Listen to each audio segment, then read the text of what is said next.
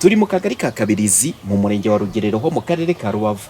Ni agace kibasiwe n'ibiza ku buryo bukomeye kuko amazu menshi yari ari muri aka gace yose yaguye hasi bitewe n'umugezi wa Sebeya. Gusa nubwo muri aka kagari ka Kabirizi mu murenge wa Rugerero kashegeshwe n'ibiza ku buryo bukomeye, ku buryo mu kugerageza gukuramo abantu bari barengewe n'amazi y'umugezi wa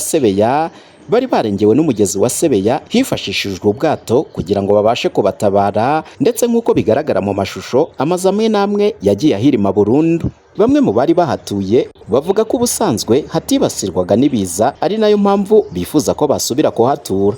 Urumva nkanjye wari uhageze ukwezi kumwe se Imana yari nkwe mu ikodi nturishije, urumva nabura kuvuga ngo bahansubize. Nari mpako bahabagumishe ntacyo watwaye. Nta kibazo hadufite rwose, badusubize aho twari dutuye.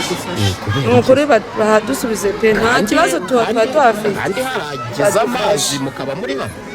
Oya nukuri badufashe pe bahadusubize. Kubera iki kandi harabaye ibiza hakabako?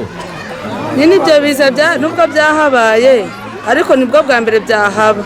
Ariko nukuri badufashe badusubize aho twari dutuye. Ariko mama tuvugisha ukuri, amazi yarahageze arahatemba, none wewe ushaka kuhagoma? Amazi yarahageze nibyo, ariko nibwo bwa mbere yarahageze, kandi buri iyo Satani yateje ikibazo nuko musozi yahagera, kuko ibingibi ubundi ni Satani yabikoze. Ni Satani pe. Satani se ntiyagaruka Ashobora ubundi tugendana nawe, Satani tugendana nawe, ariko babandi bo hirya baramutse bahagumye byaba byiza. Mama, Satani ntiyagaruka? Oya ndaga yagaruka. Kubera iki? Kubera ko kuva nahagera genda rahavukiye ndago yirasera niho nayibona. Ariko ishobora kugaruka? Oya ndago yagaruka. Byizeye yuko Mana ndago yagaruka. Banonda aregereye Sebeya, bo aregereye Sebeya bo batera zira metero, ariko abategereye Sebeya bakahaguma.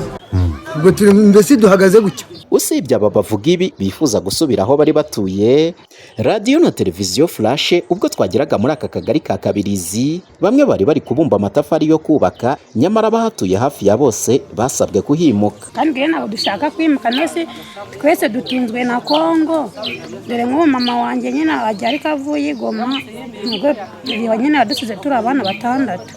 Ubwo rero mutujyanye kuri nabo twakongera kubaho pe. Ese bababwiye ko bazabajyana kure?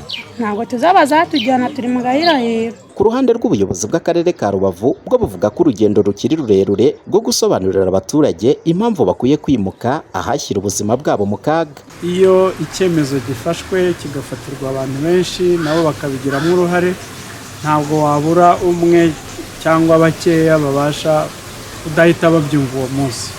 Nekereza ko ari urugendo dutangiye nk'uko muvuze ngo bizarangira ryari, haba gutuza abaturage, haba kubimura, haba kuganira nabo. Ni urugendo tutavuga ko ari urw'umunsi umwe, tuzakomeza tuganire nabo mu byiciro dukoresheje amahirwe menshi atandukanye. Murabizi ko muri bo abenshi baba bari muri za koperative zitandukanye, abenshi bari mu miryango itandukanye. Aho hose iyo tuhaciye tugafatanya tukungurana ibitekerezo. Usibye gukomeza kwigisha abaturage kwimuka ahashobora gushyira ubuzima bwabo mu kaga, bamwe mu bari basanzwe bakodesha niko bari kugenda bahabwa amafaranga yo gukodesha mu gihe cy'amezi 3 mu gihe bakisuganye. Umuhoza Honore, Flash TV, mu karere ka Rubavu mu burengerazuba bw'u Rwanda.